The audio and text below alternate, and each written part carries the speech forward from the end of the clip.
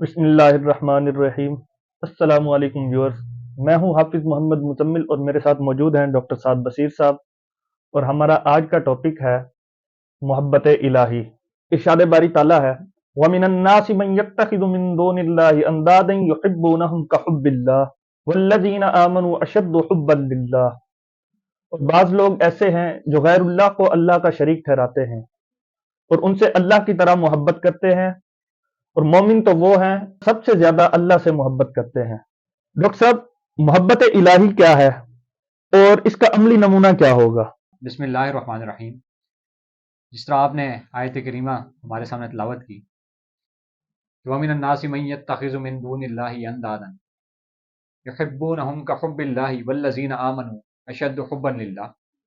इस आयत करीमा में अल्लाह पाक पहले मुशरिकीन का बयान कर रहा है और बता रहा है कि जो लोग मुशरिक हैं, जो लोग काफिर हैं, वो लोग अल्लाह के साथ शरीक ठहराते हैं, मुख्तलिफ खुदाओं की पूजा करते हैं और उनसे अल्लाह जैसी मोहब्बत करते हैं कि जो मोहब्बत का तकाजा रब करता है अपने लिए, वो इस जैसी मोहब्बत बाकियों के साथ भी करते हैं। और फिर अल्लाह पाक इसके बाद मोमिनीन का बयान कर रहा है और कह रहा है वल्लज़ीना आमनू अशद्दु हुब्बन लिल्लाह, कि जो लोग ईमान लाए वो अल्लाह से शदीद मोहब्बत करते हैं, यानी अल्लाह ताला से डूब के मोहब्बत करते हैं। मोहब्बत के मुख्तलिफ मानी और मफाहीम हैं। खूबसूरत तरीन मानी में से एक माना मैं आपके सामने पेश करता हूँ कि अरबी लुगत में कहा जाता है हाबाबुल मा। हाबाबु जमा है हुब की, इसका मानी है हाबाबुल मा का पानी के बुलबुले, यानी जब पानी तेज रफ्तार के साथ बहता है या आबशार में आके जोश के साथ लगता है, या जब शदीद बारिश होती है जिसे हम मूसलाधार बारिश कहते हैं, तो उस वक्त पानी के बुलबुले बनते हैं। और जब पानी को उबाला जाता है तो एक टेम्परेचर पे पहुंच के उसमें बुलबुले बनने लगते हैं। जब पानी इस कदर गर्म हो जाता है कि उसमें बुलबुले बनने लग जाते हैं, तो उस मकाम पे अरबी में कहा जाता है हाबाबुल मा, यानी पानी के बुलबुले। इसी तरह एक इंसान जब उसका दिल किसी तरफ रगबत पा लेता है, किसी की तरफ मरऊब हो जाता है, किसी को चाहने लगता है, तो उसके दिल में उसकी शिद्दत और जोश पैदा होता है और एक वलवला सी कैफियत पैदा होती है और इसके दिल में उससे मिलने की और उससे गुफ्तगू करने की चाहत पैदा होती है। तो इस कैफियत को मोहब्बत कहते हैं। हज़रत अनस रदी अल्लाह तआला अन्हु से मरवी है, आप फरमाते हैं कि नबी करीम सल्लल्लाहु अलैहि वसल्लम की बारगाह में एक बद्दू आया और कहने लगा, ए मोहम्मद, क़यामत कब आएगी? आपने फरमाया, तुमने क़यामत के लिए क्या तैयारी कर रखी है? कहने लगा, मैं अल्लाह और उसके रसूल से मोहब्बत करता हूं।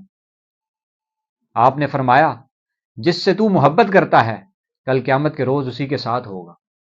अंबिया किराम की जिंदगी मोहब्बत की मिसालों में बेहतरीन मिसालें हैं।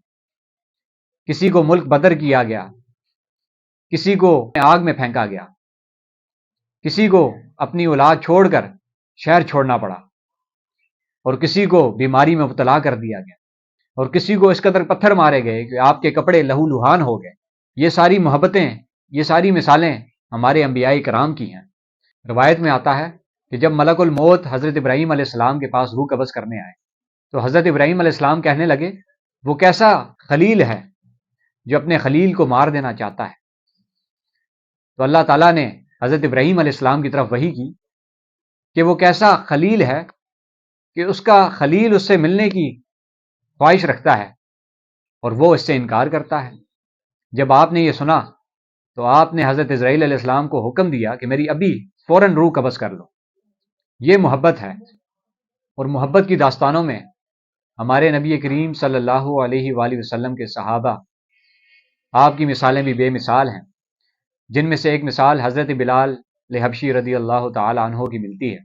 आप कुरैश मक्का के ग़ुलाम थे और जब आपने इस्लाम कबूल किया तो कुरैश मक्का ने आप पे तरह तरह के जुल्म किए। आपके जिस्म को तपती रेत पे घसीटा गया और आपके जिस्म पे कोड़े बरसाए गए और आपको जलाया जाता और इस कदर तकलीफ और अजियत दी जाती कि तकलीफ के मारे आप बेहोश हो जाते, और जब होश आता तो आप अहद के नारे लगाते।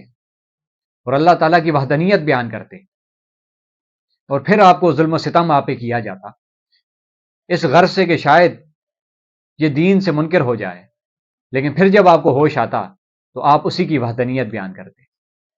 یہی عشق ہے، یہی محبت ہے جو انسان کو اس قدر اللہ اور اس کے رسول کی محبت میں فنا کر دیتا ہے۔ یہ محبت ہے، جب اللہ سے محبت ہو جاتی ہے تو تمام محبتیں اس کی محبت میں ماند پڑ جاتی ہیں، اور جتنی بھی محبتیں ہیں اگر وہ اللہ اور اس کے رسول کی رضا کے مطابق ہیں تو وہ اسی کے تابع ہو جاتی ہیں۔